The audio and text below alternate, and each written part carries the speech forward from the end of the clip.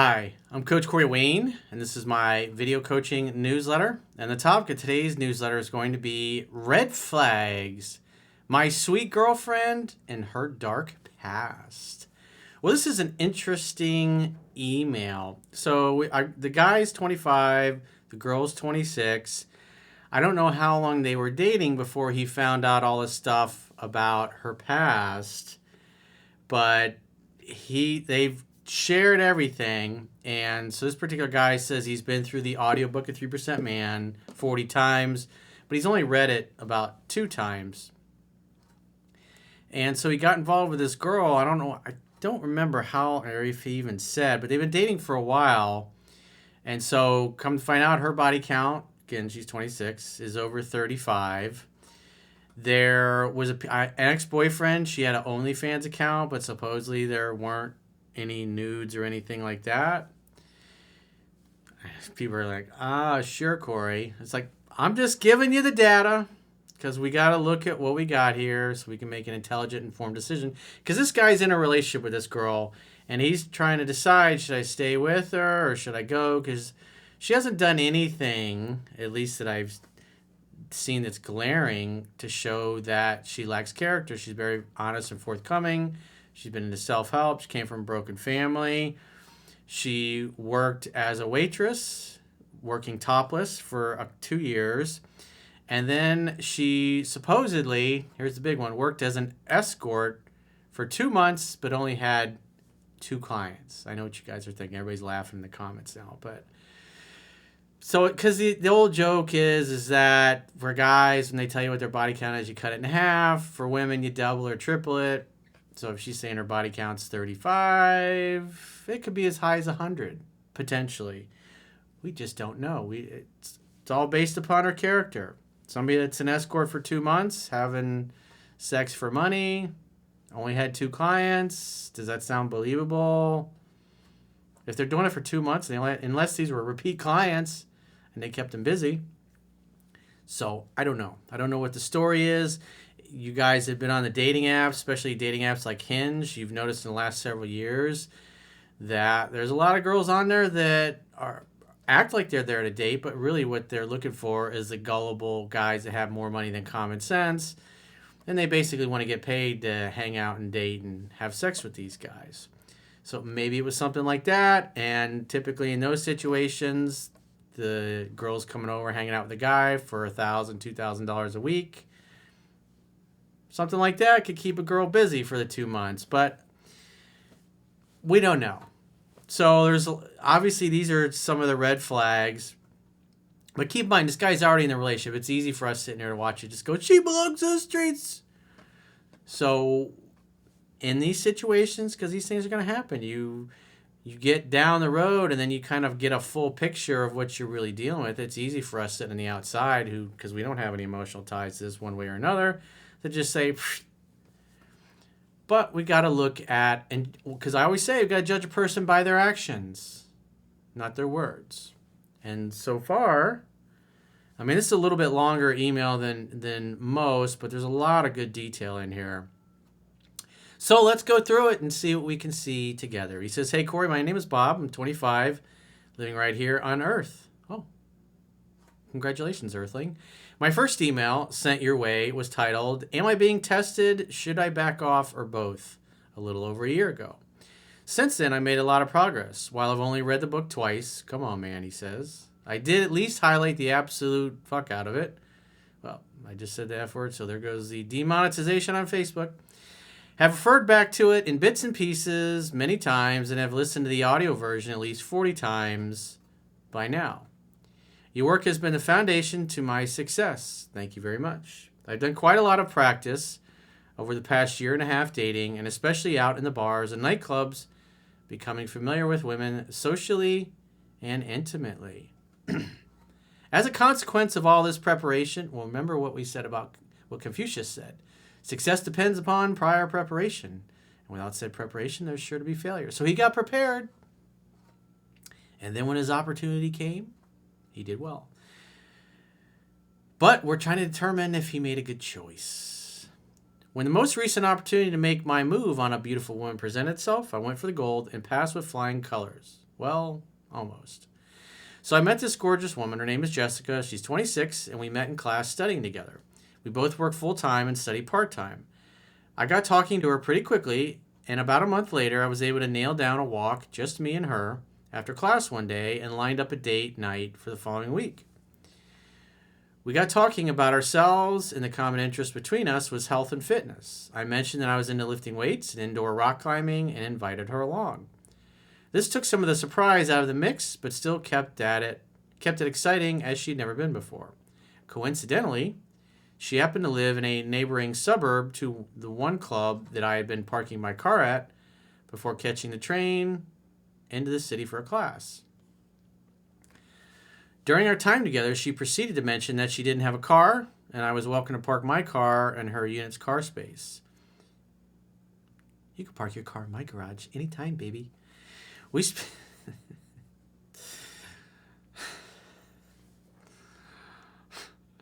That just took me back to a girlfriend I completely forgot about. Thanks for the memory. I thought of that forever.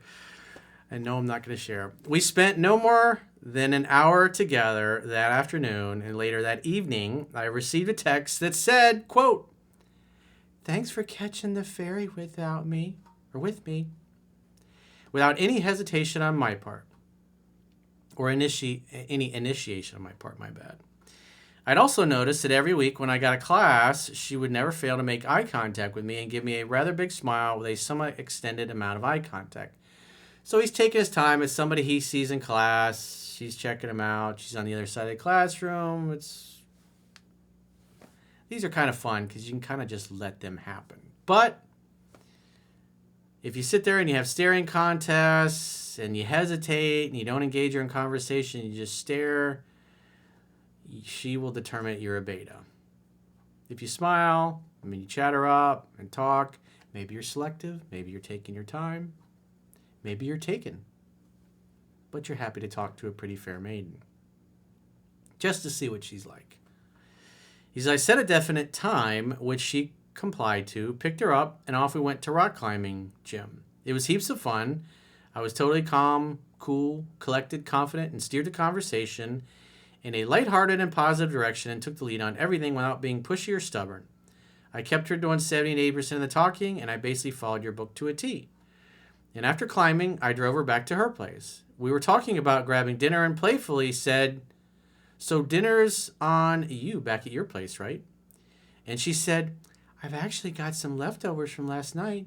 You're welcome to come in and share them." Ooh. I'm sure that's all she wanted to share. After we finished eating, I went for the kiss, and right after that, we took it straight to the bedroom. Hit a home run on the first date. She proceeded to tell me this and that about how she had been curious and interested since we first met. It's a scientific fact that women are more attracted to men whose feelings are unclear. So he didn't sit there and stare at her creepily and then never approached her. He smiled, he chatted, but he took his time. And it made her wonder, why hasn't he made a move?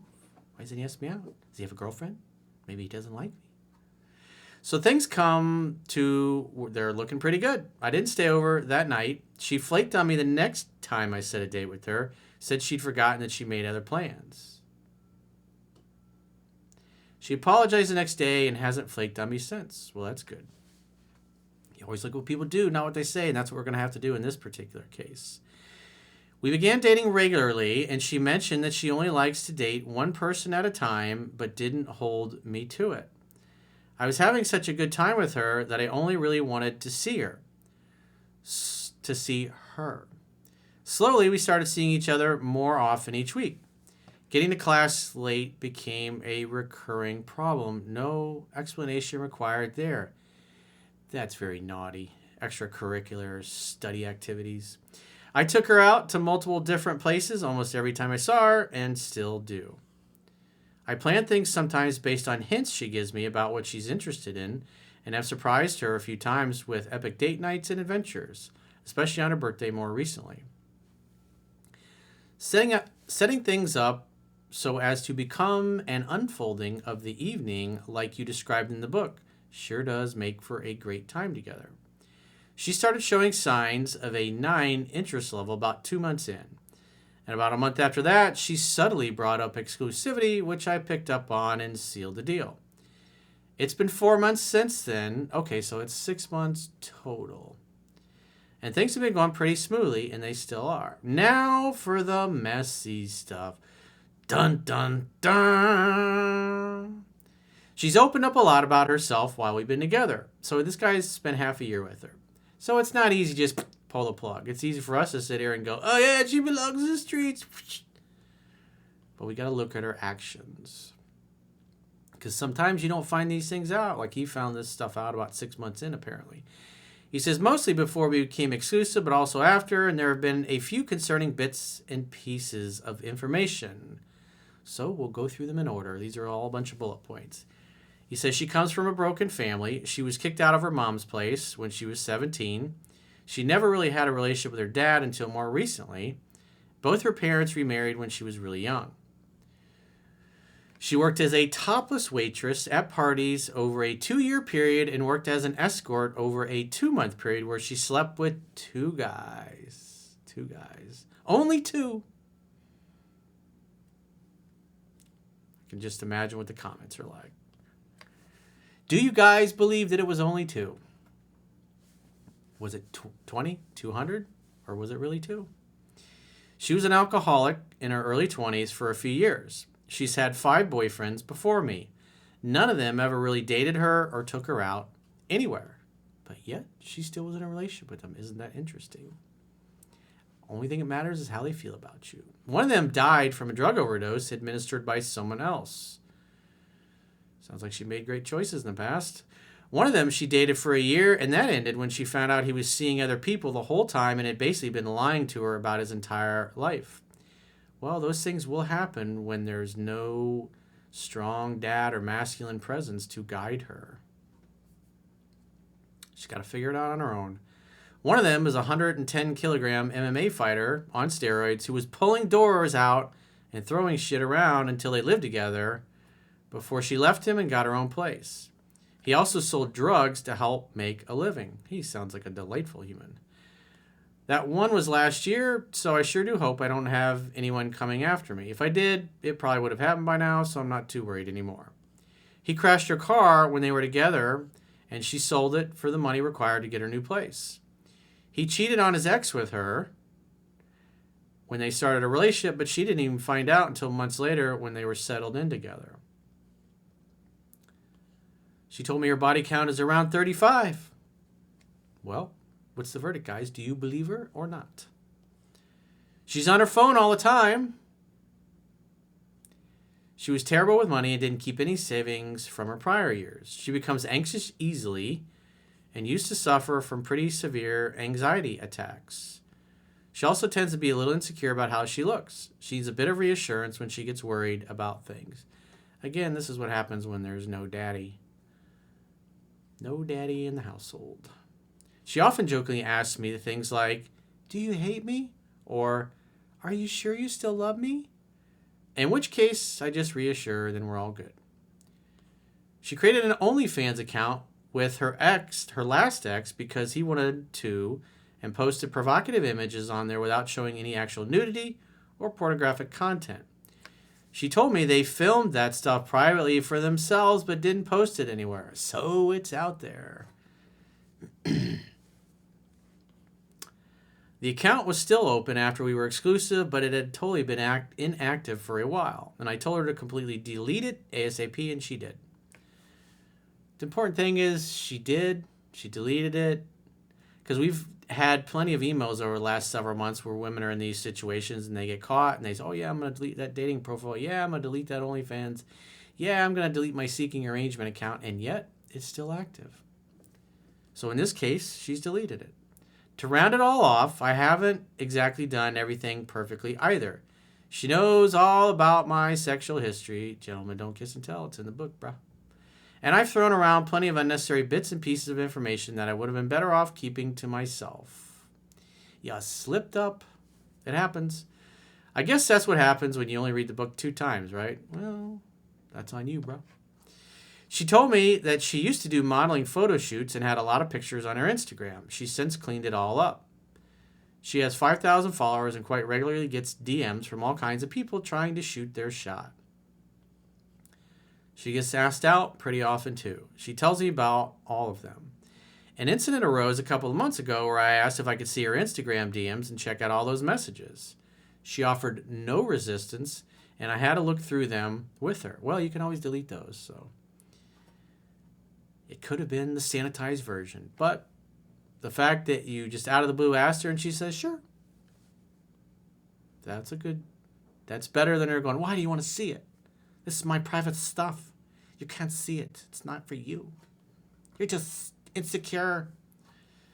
I discovered she was actively talking to 6 other guys who were supposedly just friends, some of them exchanging messages every 1 or 2 weeks, others almost on a daily basis. There was one guy in particular she had been talking to regularly who was sending her heaps of flowery bullshit with love heart emojis and stuff like that, and she was doing it back. You say he's just a friend, but you say he's just a friend. Ooh. I know you guys love my singing voice. I read through stacks of it before I checked out his profile, which is just filled with pictures of him almost naked from all of his modeling shoots. I asked her what the fuck, I'm definitely demonetized now, she was doing and can't believe I actually had to explain why it was inappropriate to be communicating with guys like this actively. Well, again, no dad to teach her these things. She explained that she'd been friends with all of these guys for at least a year, some longer, and never saw them in person. Well, they're not really friends. They're kind of digital pen pals who obviously have the thirst for your girl. They have the thirst. At least not one-on-one. The message history proves this to be true based on what I could see. I went through heaps of it. I told her never to initiate contact with them and only reply if they contacted her first. I also said that if it was her, I wouldn't be talking to them at all. I checked up on her about a week or so later, and she told me she stopped contacting them because it made me so uncomfortable. A good woman will do that. She'll say, I'm going to respect my boyfriend's boundaries because I don't want to lose this dude. I checked her phone a few times since, and she appears to be keeping her word. Trust but verify, as Ronald Reagan said. That's all we can do. Now on to the brighter side of things. So after that truckload of like, oh my God, holy shit. Holy shit, Batman, that's a lot of red flags. Holy red flags, Batman. She's confidently told me that she never cheated on her partners. She said when she's had enough, she ends the relationship and moves on.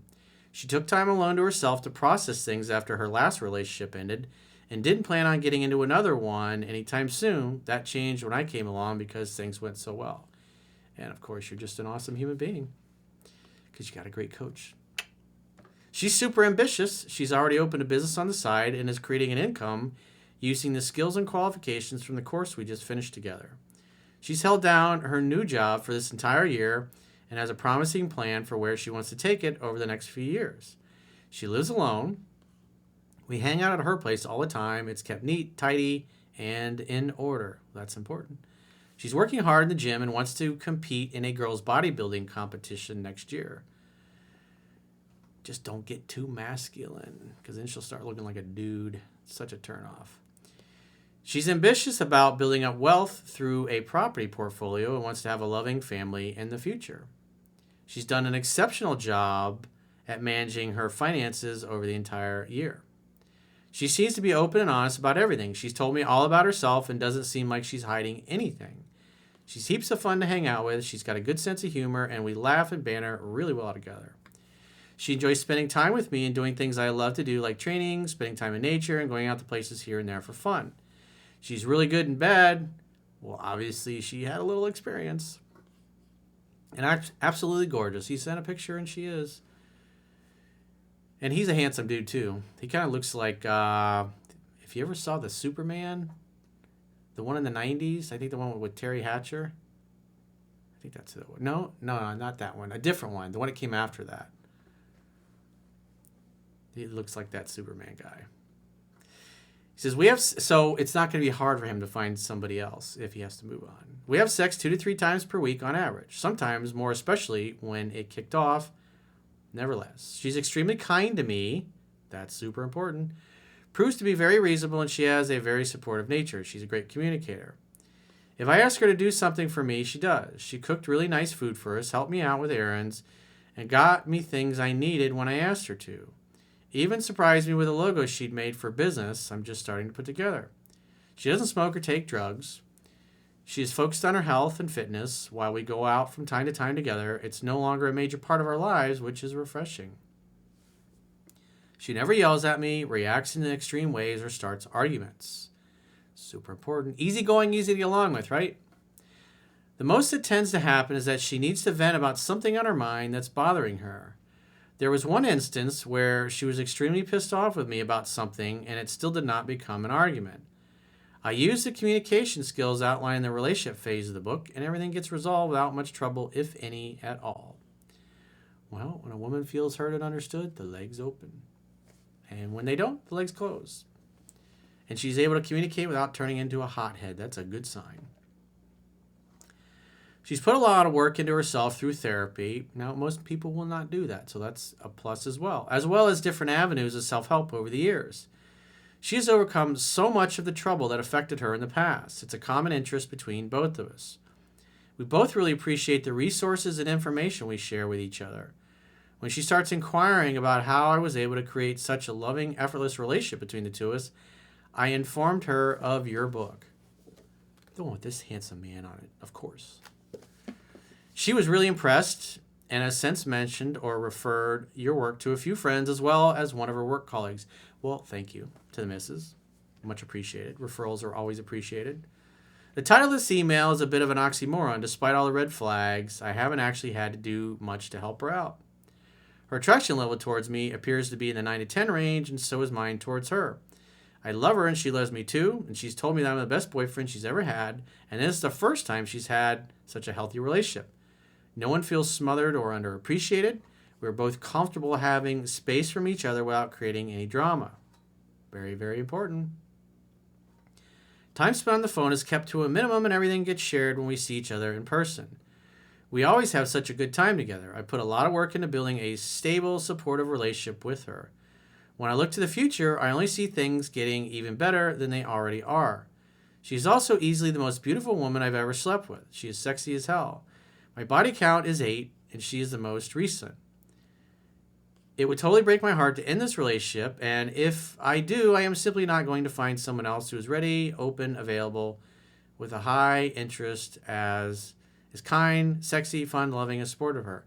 It won't happen right away. It takes time. It might, but in my experience, it always takes way longer than you expect. You're probably going to be waiting a few years for that to happen. But maybe not. Maybe your number is up. Maybe you're a little further in line than the rest of us who have experienced the ebbs and flows of life. Great loves, great friends, great business opportunities. They don't come along very often. I've had one of the best years of my life to date being with her. However, I cannot comfortably continue seeing her without consulting you on the matter. I've listened to plenty of your email and newsletters. We have mentioned guys just like me in situation with girls that have completely undermined their man's trust and ruined their lives or severely wasted their time and energy. There was one you answered recently about a guy that found out his girlfriend was actively cheating on him 3 years into their relationship when he found pictures on her computer and had previously suspected nothing. Well, that particular email, he found the pictures, the nudes that she had kept, and it was in her cloud. And so obviously what was going on there, she claimed it had only happened one time and she never told him because she knew he would dump her, which he did once he found out. And what I mentioned, the fact that she kept all those pictures, even though she supposed he's in a relationship, she kept the incriminating evidence. So that told me on some level she's really like that guy. She's in a relationship with somebody else, but she still goes back because the tab was open on her computer, and that's how he ended up seeing it, and she had passed out.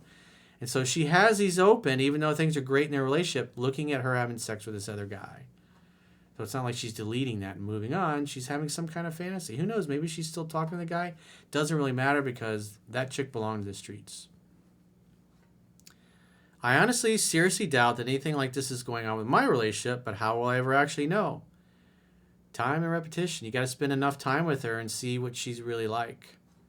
And you only been with her 6 months. It's still early. The guy in that email probably felt just the same way I did before he found out what was unknowingly happening to him. I honestly don't care what she's done before. I just need to be able to feel confident that the relationship is being built on as stable as a base as I feel it is. Trust but verify, right?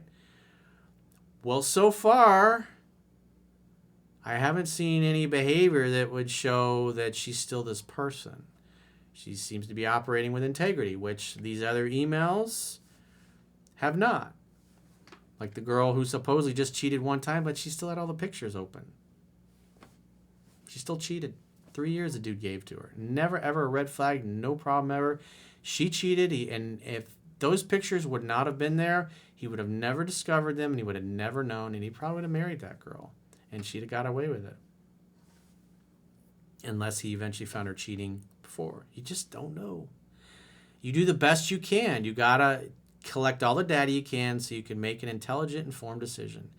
I can choose to stay and continue building up the loving relationship that I have, or I can choose to go, slowly build my game back up, and prepare for the next potential partner I may find. However long that may take. I love her. I don't want to let her go. Just because she comes from the streets, does that really mean she still belongs there? Well, if she belongs there, she'll behave that way. And I haven't seen any behavior since she's been with you that would show that that's still part of her life. It seems like she values you based on her actions.